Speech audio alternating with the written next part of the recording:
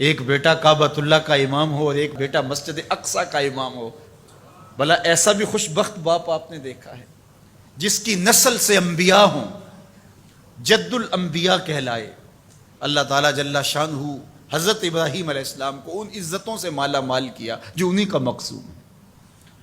جس ماحول میں آنکھ کھولتے ہیں وہ کفر کا اور شرک کا ماحول تھا، فطرت سلیمہ اس کو گوارا نہ کر پائی۔ قرآن مجید نے اس کہانی کو کتنی خوبصورتی کے ساتھ بیان فرمایا، ارشاد کیا وَلَقَدْ آتَيْنَا إِبْرَاهِيمَ رُشْدَهُ مِنْ قَبْلُ، ہم نے ابراہیم علیہ السلام کو پہلے سے ہی رشد و ہدایت کے نور سے مالا مال کیا تھا۔ اللہ تعالیٰ جل شانہ نے ان سے ایک بڑا کام لینا تھا، تو ان کی فطرت اور ان کی طبع کے اندر وہ چیز رکھی کہ جو کبھی بھی اس چیز کو قبول نہیں کر سکتی تھی۔ خیر جب بڑے ہوئے اور دیکھا کہ بت پرستی کا دورہ ہے، تو آپ نے کہا کہ یہ کیا ہے بت جن کو تم پوجتے ہو؟ تو انہوں نے کہا کہ ہمارے آباء و اجداد ان کو پوجتے آئے ہیں اور شروع سے ان کی پرستش چل رہی ہے، لہٰذا ہم ان کو ترک نہیں کر سکتے۔ ان کے ذہن کے اندر یہ چیز اچھی طرح سے جم چکی تھی کہ یہ بت ہی ہمارے کارساز ہیں، ہماری ضرورتوں کے کفیل ہیں اور ہمارے معبود ہیں، اور ان کی توہین کبھی سوچا بھی نہیں جا سکتا۔ اب اس کا حل کیا نکالا ذرا دیکھیے، قرآن بتاتا ہے، بولے وَتَاللَّهِ لَأَكِيدَنَّ أَصْنَامَكُمْ بَعْدَ أَن تُوَلُّوا مُدْبِرِينَ، میں تمہارے بتوں کے ساتھ نپٹ لوں گا، تم ذرا میلے سے ہو آؤ۔ وہ ایک میلہ کرتے تھے شہر سے باہر نکل کے، جہاں سارا شہر جمع ہوتا تھا، اور وہاں کھیل کود کرتے اور 2-3 دن وہاں گزارتے تو واپس آ جاتے۔ جانے سے پہلے وہ بتوں کے سامنے انواع اقسام کے کھانے رکھتے، اور جب واپس آتے تو سب سے پہلے بت خانوں میں ہی آتے، بتوں کو سلامی پیش کرتے، پھر اپنے گھروں کو لوٹتے۔ تو اکیلے شہر میں رہ گئے، باقی سارے لوگ حتیٰ کہ ان کے پجاری پروہت سب میلے میں چلے گئے۔ اب حضرت ابراہیم علیہ السلام نے کلہاڑا پکڑا اور ان کے مرکزی بت خانے میں داخل ہوئے۔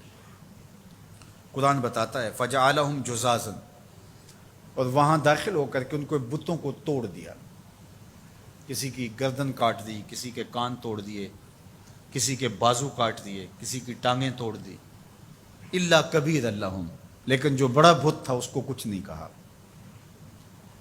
اب ان بتوں کے ساتھ حضرت خلیل اللہ کی دشمنی کیا تھی؟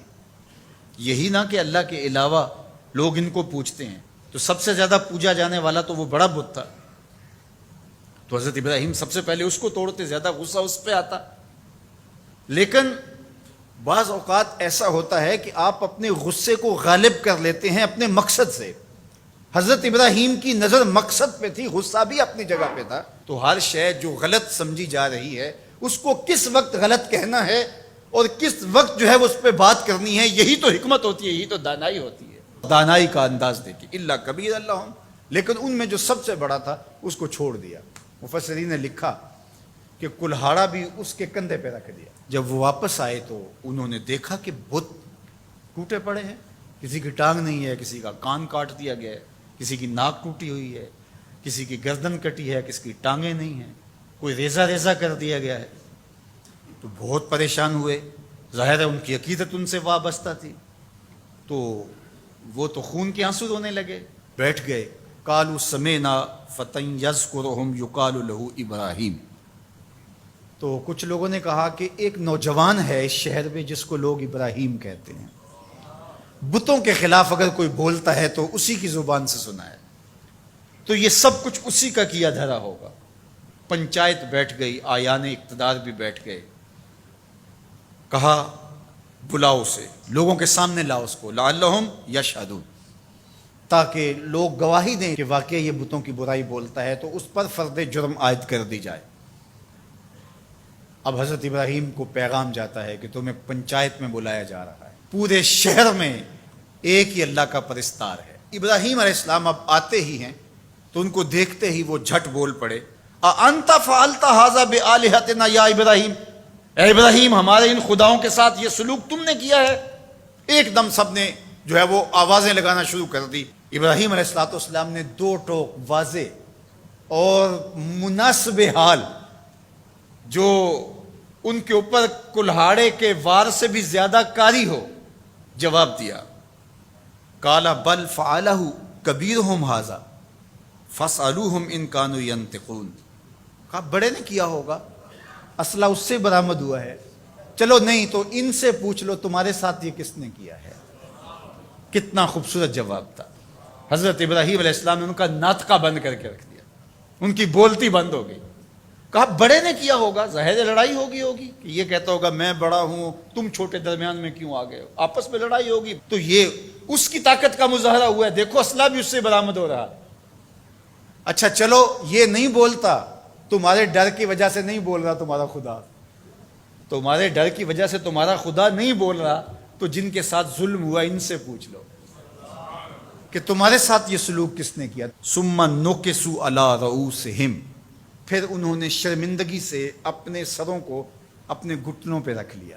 آنکھوں میں آنکھیں ڈال کے بات نہیں کر رہے تھے، سر جھکے ہوئے تھے، نظریں جھکی ہوئی تھی. ان کے لفظوں کی لجاجت دیکھیے، اس سے ٹپکتی ہوئی مسکنت دیکھیے، لفظوں کے انداز سے ان کے اندر کی شکست و ریخت کا اندازہ کیجیے، ان کے اندر کی بے بسی دیکھیے اور ان کے اعتقاد کو کرچی کرچی ہوتے دیکھیے. حضرت ابراہیم نے جو ضرب لگائی تھی کلہاڑے سے، یہ ضرب اب جو لگی کہ ان بتوں سے پوچھو یہ اس سے بھی زیادہ کاری تھی. کیا بولتے ہیں؟ لقد علمت ما هؤلاء ينطقون. ابراہیم تو جانتا ہے یہ بولتے تو نہیں ہیں، تو جانتا ہے یہ بیچارے بولتے تو نہیں ہیں، یہ گونگے ہیں، یہ بہرے ہیں.